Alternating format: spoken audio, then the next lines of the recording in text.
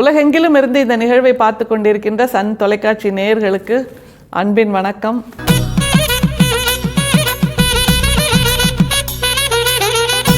நம்முடைய வள்ளல் பெருமான் நமக்கான பல சம்பவங்களை, பல நிகழ்வுகளை தன்னுடைய வாழ்க்கையில் நிகழ்த்தி காட்டியிருக்கிறார். அந்த ஒரு சம்பவம், ஒரு நிகழ்வு, அவர் தன்னோட சன்மார்க்கிகள்கிட்ட உட்கார்ந்து பேசிகிட்டு இருக்கார். அப்போ அவங்க கேட்குறாங்க, ஜீவகாருண்யம்ங்கிறது மற்ற மனிதர்களிடம், மற்ற உயிர்களிடம் காட்டுகின்ற அந்த கருணை மட்டும்தானா அப்படின்னு. அதுக்கு அவர் என்ன அழகான ஒரு பதில் சொல்கிறார் தெரியுமா? ஒரு கதையோடு சொல்கிறாரு. 2 முதியவர்கள் நடந்து போயிட்டுருக்காங்க கிராமத்தில். அப்போ ஒரு முதியவரோட கால் பட்டு அந்த சாலையில், அந்த கிராமத்தில் ஓரத்தில் அடுக்கி வச்சுருந்த ஒரு பானை உடஞ்சி போயிடுது. அந்த உடஞ்சி பானையை பார்த்து கூட வந்த இன்னொரு பெரியவர், இன்னொரு முதியவர் கண்ணீர் விட்டு அழ ஆரம்பிச்சிடுறாரு. உடனே அந்த காலால் உடைத்த அந்த பெரியவர், அதாவது அவர் கால் பட்டு உடைஞ்சுதா இல்லை அவர் காலால் உடைத்தாரா அப்படிங்கிறது அடுத்த விஷயம். அவர் கேட்குறாரு, எதுக்கு பானை உடைஞ்சதுக்கு அழறீங்க அப்படின்னு. அவர் சொல்கிறார், அந்த 2வது பெரியவர், அந்த பானை என்பதும் ஒரு உயிர் தான், அது சுட்ட பின்பும் கூட ஒரு அழகான வஸ்துவாக, அழகான பொருளாக இருந்தது. நீங்கள் காலால் உதைத்ததால், உங்கள் கால் பட்டதால் அது உடைந்து போனது என்றால் அதிலிருந்த உயிர் பிரிந்து போனதுன்னு நான் வருத்தப்படுறேன் அப்படிங்கிறார். இந்த கதையைத்தான் வள்ளல் பெருமான் தன்னுடைய சன்மார்க்கிகளுக்கு சொல்லியிருக்கிறார்.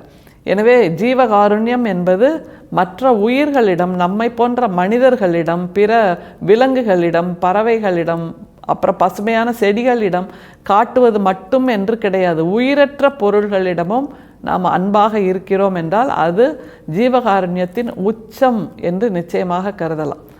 அந்த மாதிரியான ஒரு தெளிவைத்தான் நம்முடைய வள்ளல் பெருமான் நமக்கு தொடர்ந்து கொடுத்து கொண்டிருக்கிறார்.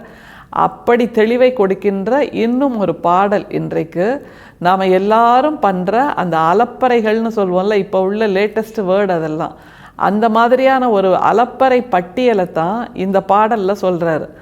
ரொம்ப ஆச்சரியமாக இருக்குது. ஒரு 200 வருஷத்துக்கு முன்னாலும் கூட சமூகம் இப்படித்தான் இருந்திருக்கிறது. இப்போது இந்த மாதிரி அலைதல்கள், இந்த மாதிரி அலைச்சல்கள் இன்னமும் கூடுதலாகி இருக்கின்றன. அப்படின்னா நம்ம வள்ளல் பெருமானிடமிருந்து கற்றுக்கொள்ள வேண்டியது இன்னமும் அதிகமாக இருக்கிறது என்று சொல்லுகின்ற ஒரு பாடல். கங்கையில் காவிரியில் 100 முறை மூழ்கி, கணக்கற்ற திருக்கோயில் கால் தேய சுற்றி, வெங்கொடியே நோன்பு பல ஏற்று உடலை வருத்தி, வேதங்கள் கூறுகின்ற யாகமெல்லாம் செய்து, பங்கமிலா வேதியர் கை பணம் அள்ளி தந்து, பசுவதனை பூசித்து, அதன் கழிவை உண்ணும் தங்கள் உயிர் மோட்சத்தை அடைவதற்கே முயலும் தயவில்லார் சத்தியமாய் முக்தி அடையாரே. எவ்வளோ ஆக்ரோஷமான ஆணித்தரமான குரல் இல்லை? ஔவை துரைசாமி அவர்களோட தொகுப்பில் இருக்கின்ற நம்முடைய வள்ளல் பெருமானோட பாடல் இது. அப்படி பட்டியல் கொடுக்குறார் பாருங்க, நம்ம என்னெல்லாம் செய்கிறோம் அப்படின்ட்டு. இதுதான் அறியாமையோடு நாம் அலைந்து உழல்தல் அப்படிங்கிறது. இங்கே போகிறோம், அங்கே போகிறோம், இங்கே போனால் சரியாயிடும், அங்கே போனால் சரியாயிடும். சரியாகுதல் என்பது மனசில் இருக்கிறது. அந்த மனசை எங்கேயோ கழட்டி வச்சுட்டு ஊர் ஊராக பயணம் போகிறதும், தலங்களாக போய் மூழ்கிறதும் தேவையா அப்படின்னு நம்முடைய வள்ளல் பெருமான் கேட்குறார். மனசை வீட்டில் கழற்றி பூட்டி வைத்து விட்டு நம்ம எங்கெல்லாம் போகிறோமா பட்டியல் ஆரம்பிக்கிறார் பாருங்க. கங்கையில் காவிரியில் 100 முறை மூழ்கி, எல்லா புண்ணிய தீர்த்தங்கள்லையும் போய் மூழ்கி எழுந்திருக்கிறோம். மூழ்கும்போது நம்முடைய ஆணவம் மூழ்க வேண்டும். எழுந்திருக்கும் போது நாம் ஒரு புதிய பிறவியாக எழுந்திருக்க வேண்டும். ஆனால் அப்படி செய்கிறோமா? இல்லை. அப்புறம் எதுக்கு 100 முறை மூழ்கி எழுந்திருக்கிறோம்? அது ஒரு வீணான செயல் அப்படின்னு சொல்கிறார். அடுத்தது, கணக்கற்ற திருக்கோயில் கால் தேய சுற்றி. கால் தேய அப்படிங்கிறாரு. அதாவது பிறந்ததுலேருந்து நம்ம கூட இருக்கிறது நம்முடைய பாதங்கள்.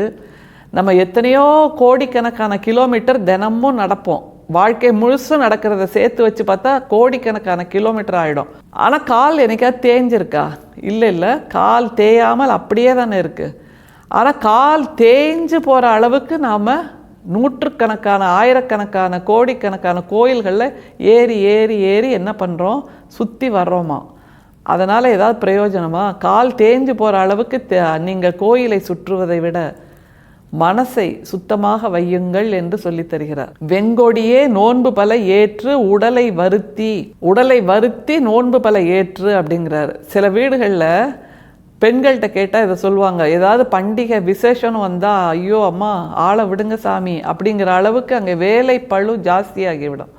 அப்படியெல்லாம் செய்தாகணும்னு ஏதாவது இறைவன் வந்து நம்மிடம் சொன்னானா அப்படின்னு தான் நம்முடைய வள்ளல் பெருமான் கேட்குறார். அப்படி இல்லை. எது ஒரு பண்டிகையும் நாம் ஏன் அழுத்தம் மிக்கதாக மாற்றிக்கொள்கிறோம்? நோன்பு என்கின்ற பெயரில் உடம்பை வருத்தி கொள்கிறோம், உடம்பை புண்ணாக்கி கொள்கிறோம். அப்படியெல்லாம் செய்தாக வேண்டும் என்று ஏதாவது ஒரு அசரீரி சொல்லியதா என்ற ஒரு கேள்வியை கேட்கிறார். சரி, அதை செய்கிறோம் அப்படின்னா மனசையும் அதுபோல் பக்குவப்படுத்தணும். இல்லை, மனசை பக்குவமே படுத்தாமல் நீங்கள் உடலை வருத்தி யாகம் செய்வதால், நோன்பு இருப்பதால், வயிற்றை காயப்படுவதால் என்ன பிரயோஜனம்? அதைத்தான் அவர் கேட்கிறார். நீங்கள் நோன்பு இருங்கள், ஆனால் நோன்பு இருப்பதற்கு அடையாளமாக உங்கள் வார்த்தை கனிய வேண்டும், உங்கள் செயல் கனிய வேண்டும். அது மாதிரி இல்லாமல் மனசை எங்கேயோ தூரத்தில் கழட்டி வச்சுட்டு நோன்பு இருக்கிறேன், நோன்பு முடிஞ்ச உடனே எடுத்து சொல்லுகின்ற முதல் வார்த்தையே காய் வார்த்தையாக இருக்கிறது, கடுப்பான வார்த்தையாக இருக்கிறதுனா அந்த நோன்பினால் பயனே இல்லை இல்லவா? அதைத்தான் அவர் சொல்கிறார். வேதங்கள் கூறுகின்ற யாகம் எல்லாம் செய்து, அந்த யாகம் எல்லாம்ங்கிறாரு. அந்த எல்லாம்ங்கிற வார்த்தை ரொம்ப முக்கியம். ஏன்னா ஒன்று கூட விட்டுறலையாம். அடடா, இது ஒன்று செய்யாமல் போயிடுச்சு பாருங்கள், அதனால தான் எல்லா பிரச்சனையும் வந்தது அப்படிங்கிற மாதிரி எதையுமே சாய்ஸில் விடலை, எதையுமே சான்ஸில் விடலை. வேதங்கள் சொல்லுகின்ற எல்லா யாகத்தையும் தலைகீழ குப்புற போட்டு கவுத்தி முடித்தா மாதிரி செய்து முடிச்சாச்சு. ஆனால் என்ன செய்யலை? மனசை சுத்தம் செய்யலை, மனசுக்குள் யாகத்தை வளர்க்கலை, மனசுக்குள் நெய் அன்பென்கின்ற நெய்யை ஊற்றவில்லை. அதை தவிர யாகத்தில் போட வேண்டிய எல்லா பொருளையும் போட்டாலும் ஒரு பிரயோஜனமும் இல்லை அப்படிங்கிறத வள்ளல் பெருமான் சொல்கிறாரு. பங்கமில்லா வேதியர் கை பணம் அள்ளித்தந்து, பங்கமில்லா வேதியர் கை பணம் அள்ளித்தந்துங்கிறத வேதியர் பங்கமில்லா கை பணம் அள்ளித்தந்துன்னு எடுத்துக்கணும். வேதியர்கள் இருக்காங்க, அவங்கக்கிட்ட பணம் என்பது பங்கம் இல்லாதது.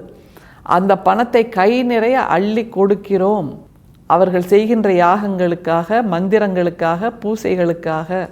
அதனால் நமக்கு ஏதாவது நலன் கிடைக்கிறதா, பலன் கிடைக்கிறதா என்றால் இல்லை என்று ஆணித்தரமாக சொல்கிறார். நம்மிடம் இருக்கின்ற பங்கமில்லாத கைப்பணம்தான் செலவாகி கொண்டிருக்கிறது. அதையெல்லாம் இல்லாமல் கைப்பணத்தை காப்பாற்றி கொண்டால், நம்முடைய மனசை காப்பாற்றி கொண்டால், அதனால் நிச்சயமாக நம்முடைய வாழ்க்கை நிலை உயரும், இறை தரிசனம் கிடைக்கும் என்று சொல்லித் தருகிறார்.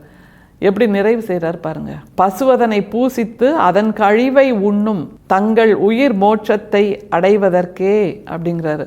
பசுவதனை பூசித்து அதன் கழிவை உண்ணும் அப்படிங்கிறாரு. எவ்வளோ ஆணித்தரமாக கூர்ந்து கவனிச்சிருக்காரு பாருங்க. கோமியம் என்று பசுவின் சிறுநீரை குடிப்பது, பசுவின் சாணம் புனிதமானது என்று சொல்லி அதை கூட உண்ணுகின்ற பலர் இருக்கிறார்கள் என்னும்போது இது எப்படி நியாயப்படுத்த முடிகின்ற செயலாகும் என்று வள்ளல் பெருமான் கேட்கிறார். இது எல்லாவற்றையும் விட மனசை சுத்தமாக்கி விடலாம், அது ரொம்ப எளிமையானது தானே. ஆனால் அதை செய்கிறோமா? இல்லை. அதைத்தான் சொல்லி நிறைவு செய்கிறார். உயிர் மோட்சத்தை அடைவதற்கே முயலும் தயவில்லார் சத்தியமாய் முக்தி அடையாரே. இவ்வளவும் பண்ணி நம்முடைய இருப்பு மோட்சத்தை அடையும் என்று செய்கின்ற அவர்கள் சத்தியமாய் முக்தி அடையாரே. ஏன்னா மனசு அங்கெங்கேயோ தனியாக நிற்கிது. இந்த யாகம் செய்கிறது, கோயிலுக்கு போகிறது, புனித யாத்திரை செய்வது, அப்புறம் வேதங்கள் சொல்லுகின்ற எல்லாவற்றையும் செய்வது, நோன்பு இருப்பது, கங்கையில் காவிரியில் 100 முறை மூழ்குவது, எல்லாவற்றையும் உடல் மட்டும்தான் செய்கிறது. உள்ளம், மனசு அது எங்கோ கிடக்கிறது. அதை தேடி போக வேண்டும். அந்த மனசுக்குள் அன்பை, காருண்யத்தை, ஜீவகாருண்யத்தை, கருணையை, உயிர் இரக்கத்தை நிரப்பிக்கொண்டால் இது எதுவுமே தேவை இருக்காது என்று வள்ளல் பெருமான் சொல்கிறார். அவர் அதைத்தான் செய்திருக்கிறார். அதுதான் அதில் ரொம்ப முக்கியம்.